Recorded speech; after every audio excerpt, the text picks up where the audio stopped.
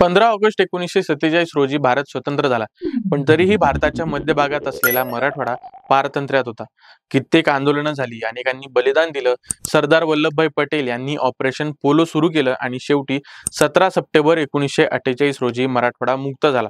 मराठवाडा भारताशी जोडला गेला आणि विकास प्रगतीची नवी पहाट उगवू लागली. पण मुक्ती संग्रामात महत्वाची भूमिका निभावणारा बीड जिल्हा मात्र या प्रगतीपासून बऱ्याच अंशी वंचित राहिला. त्याचं सर्वात मोठं कारण होतं बीड जिल्ह्यात रेल्वे नव्हती. पण दीर्घ संघर्षानंतर अखेर बीडमध्ये रेल्वे धावणार आहे. या प्रवासातील एक महत्वाचा टप्पा येत्या 17 सप्टेंबरला गाठला जाणार आहे. हे उद्घाटन म्हणजे प्रत्येक बीडकरासाठी अभिमानाचा क्षण आहे आणि कित्येक वर्षांच्या संघर्षाची पोचपावती. काय आहे या रेल्वे मार्गाची कहाणी जाणून घेऊयात या व्हिडिओच्या माध्यमातून. नमस्कार, मी राम आणि तुम्ही पाहताय कार्यारंभ. 17 सप्टेंबर 2025 हा दिवस मराठवाड्याच्या इतिहासात सुवर्णाक्षरांनी लिहिला जाईल. कारण हा दिवस मराठवाडा मुक्ती संग्राम दिन तर आहेच, पण त्याच दिवशी पंतप्रधान नरेंद्र मोदी यांच्या 75व्या वाढदिवशी अमळनेर बीड या 67 किलोमीटरच्या रेल्वे मार्गाचं ऑनलाईन उद्घाटन होणार आहे. हा मार्ग म्हणजे अहिल्यानगर बीड परळी वैजनाथ ब्रॉडगेज लाईन प्रकल्पाचा एक महत्वाचा टप्पा आहे. या प्रकल्पाची एकूण लांबी 261 किलोमीटर असून एकूण खर्च तब्बल 4,958 कोटी रुपये.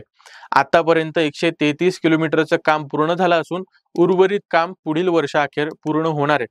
केंद्रीय रेल्वेने एप्रिल 2023 पासून 147 किलोमीटर मल्टी ट्रॅकिंगचं काम पूर्ण केलंय.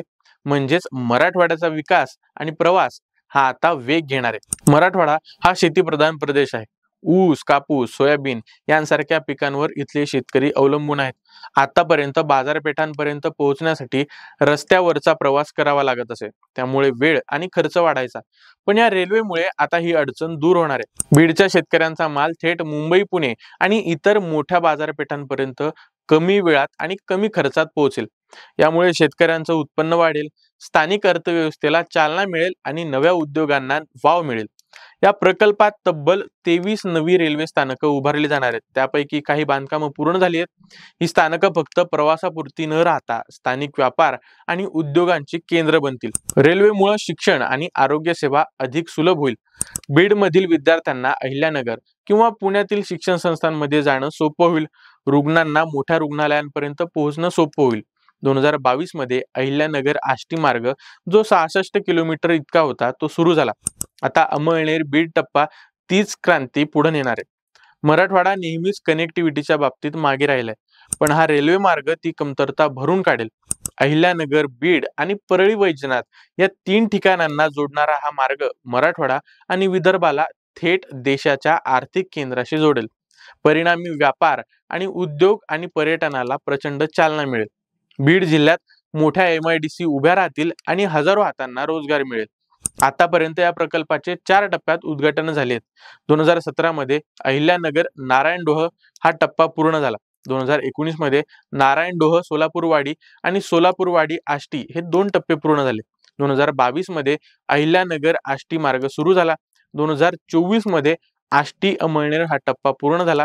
2025 मध्ये अमळनेर विघनवाडी या टप्प्याचं उद्घाटन झालं. मोदी सरकारने 2015 नंतर या प्रकल्पाला गती दिली. स्थानिक नेत्यांनी सातत्याने आवाज उठवल्याने आज हा प्रकल्प साकार होत आहे. हा रेल्वे मार्ग फक्त आर्थिक व सामाजिक फायद्यांपुरता मर्यादित न राहता तो पर्यावरणाच्या दृष्टीनेही महत्वाचा आहे. रस्त्यांवरील अवलंबित्व कमी झाल्यानं इंधनाचा वापर आणि कार्बन उत्सर्जन घटेल. शेतमालाची जलद आणि स्वस्त वाहतूक पर्यावरणपूरक ठरेल. अहिल्यानगर बीड परळी रेल्वे मार्ग हा फक्त लोखंडी रूळ आणि कॉन्क्रीटचा रस्ता नाही, तर तो मराठवाड्याच्या आकांक्षांचा, स्वप्नांचा आणि समृद्धीचा मार्ग आहे. मराठवाडा मुक्ती संग्रामाच्या इतिहासाला साजेसा हा प्रकल्प भविष्यातील विकासाची नवी दिशा दाखवणार आहे. बाकी तुम्हाला हा व्हिडिओ कसा वाटला हे आम्हाला कमेंट करून नक्की कळवा. धन्यवाद.